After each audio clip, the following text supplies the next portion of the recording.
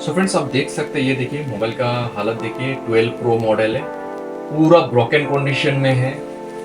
और इस मोबाइल का जो बोर्ड है ना, बोर्ड भी बैंड हो चुका है। फिर भी हम लोग अभी ट्राई करेगा इसको लेयर को रिमूव करके। यहाँ पर आप देखिए बोर्ड बैंड हो गया, पूरा बोर्ड बैंड है। अब इस लेयर को रिमूव करके अपर बोर्ड को चेक करेगा कि बूट हो रहा है कि नहीं हो रहा, ऑन हो रहा है कि नहीं। और मेरा हिसाब से इसका जो लेयर है, लेयर में ट्रैक किया हुआ है उसमें प्रिंट।